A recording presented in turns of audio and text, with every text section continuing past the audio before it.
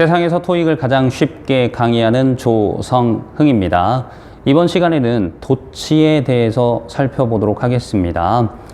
자, 영어 문장은 주어 다음에 동사를 쓰는 형태를 가지고 있습니다. 그런데 특별한 경우에 이 주어 동사가 자리를 바꾸는 현상이 발생을 하는데요. 주어 동사가 자리를 바꿀 때 두 가지 경우가 있습니다. 첫 번째는 뒤에다 물음표를 붙여서 의문문으로 만드는 형태가 있습니다. 그런데 토익 파트 5, 6에서는 의문문이 시험에 출제가 되지 않습니다. 그래서 우리가 문법은 거의 대부분 토익 파트 5, 6에서 사용을 하게 되는데 의문문이 시험에 출제가 안 돼요. 자, 그러면 의문문이 시험에 출제가 안 되는데 이렇게 주어 동사가 바뀌어 있는 현상을 일컬어서 우리가 도치 또는 도치 구문이라고 부르는 편이 됩니다. 그러면 아무 때나 도치가 일어나는 건 아니겠죠. 특별한 상황에서 도치가 발생을 하게 되는데 저기 세 가지를 써놨습니다. 첫 번째는 부정어 도치, 두 번째는 only 부사 도치, 그리고 세 번째는 so 도치. 그래서 첫 번째 부정어 도치부터 설명을 해드리면 내용은 간단해요. 부정어가 문장 앞으로 왔을 때 도치가 발생한다 라고 보시면 되겠습니다. 그래서 부정어가 문장 앞으로 이렇게 오고 뒤에 주어 동사가 바뀌는 형태를 부정어 도치라고 정의를 합니다. 그러면 부정어가 뭐가 있나요? 라고 물어보면 일반적으로 not 이런 것도 부정어이긴 한데 그거의 강조 표현들이 몇 가지가 있습니다. 그래서 never 라든가 neither 라든가 물론 이제 not only라는 부정어 표현도 올 수는 있는데 시험에 지금까지 출제가 된 적이 없기 때문에 그 부분은 예외로 하고 never하고 neither 이런 표현들이 문장 앞으로 오면 뒤쪽에 있는 주어 동사가 자리를 바꿔서 동사 주어의 형태로 들어가는 도치가 이루어진다 라고 알고 계시면 되겠습니다.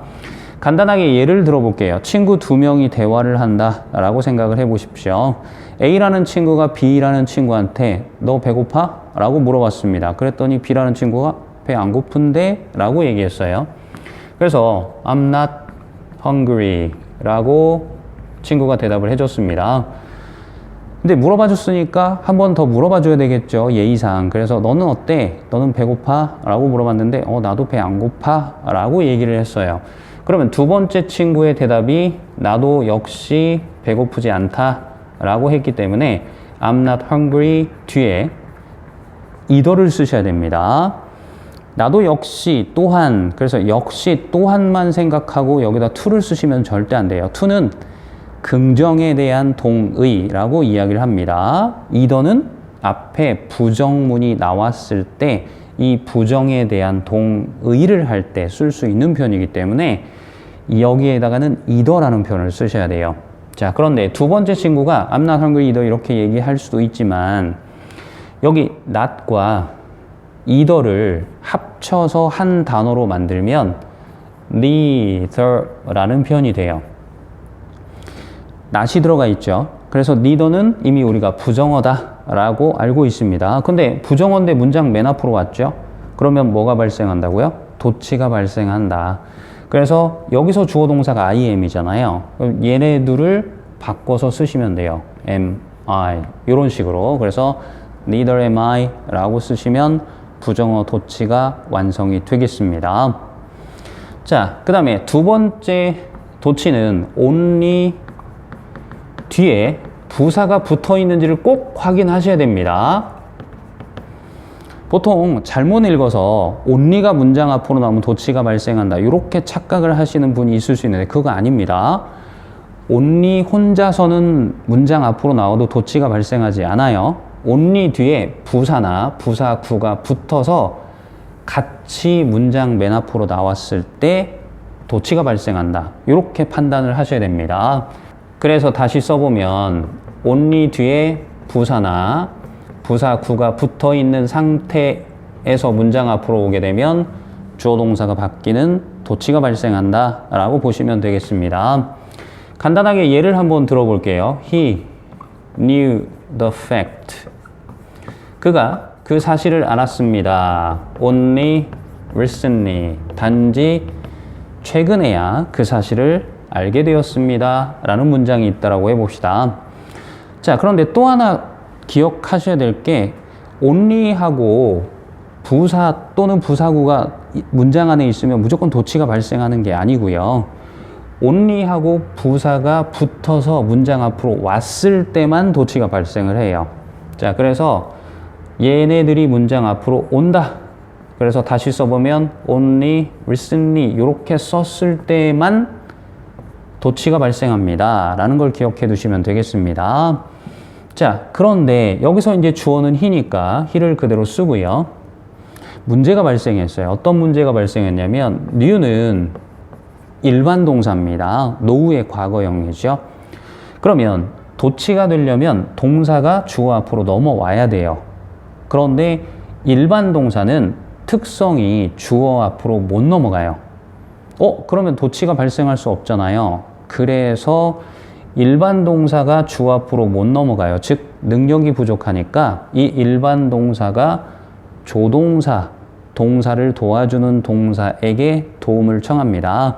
내가 넘어가야 도치가 발생이 되는데 내가 못 넘어가니까 네가 대신 와서 도와줘 라고 도움을 청해요. 그러면 이때 도와주러 누가 오냐면 do라는 조동사가 오게 됩니다.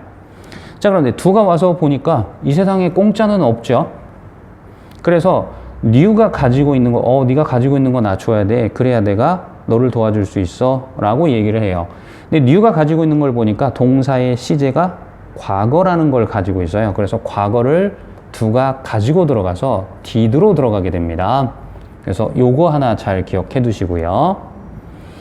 그 다음에 두 번째는 new가 과거 시제를 do한테 주고 본인은 이제 아무것도 가진 게 없는 상태가 됐죠. 원래 형태로 돌아가게 됩니다. 그래서 이걸 동사의 원형이라고 부르니까 no로 문장 안으로 들어가게 됩니다. 여기서 주의하실 건 did를 못 보고 주어가 3인칭 단수니까 동사 원형에 s 붙여야 되는데 s가 없네, 틀렸네 이렇게 보시면 큰일 납니다.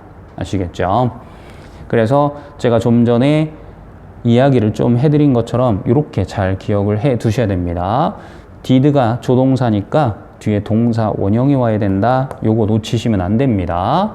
자, 그러면 only listen이가 문장 앞으로 갔고 주어 동사는 자리를 바꿨으니까 남아있는 the fact를 여기다 그냥 그대로 써주시면 도치가 완성이 되겠습니다. 자, 그 다음에 세 번째는 so 도치라고 되어 있죠. 자, so 도치는 so가 문장 앞으로 왔을 때 주어 동사가 바뀌는 도치가 발생한다 라고 보시면 되겠는데 이때 so는 품사는 부사고요. 뜻은 마찬가지로 라고 해석이 되는 표현입니다. 자, 친구 둘이 대화를 한다 라고 생각해 봅시다. 그래서 I'm happy, 나 기뻐 라고 친구가 얘기했어요. 근데 너는 어때? 라고 물어봤더니 나도 기쁜데? 라고 친구가 얘기를 했습니다. 그래서 I'm happy. 자, 긍정에 대해서 뭐뭐도 또한 역시라고 할 때는 to를 쓴다 라는 걸 꼭 기억해 두셔야 되고요. 자, 그러면 I'm happy to 이렇게 얘기해도 되지만 나도 마찬가지로 기뻐 라고 얘기할 수 있는 마찬가지로 라는 의미를 지닌 so를 써서 문장을 표현할 수도 있습니다. 자, 그러면 so를 쓰는 순간 뒤쪽에 주어 동사가 자리를 바꿔야 되는 도치가 발생하는 거죠. 그래서 원래대로 하면 so I am happy 이렇게 쓰는 거죠. 나도 마찬가지로 기쁘다 라고 하는데 여기서 앞에 있는 친구가 happy라고 얘기했으니까 굳이 happy를 안 써도 되겠죠. 그리고 so가 문장 앞으로 왔으니까 주어 동사가 바뀌어야 된다. 그래서 so am I 이런 식의 도치가 이루어지겠습니다.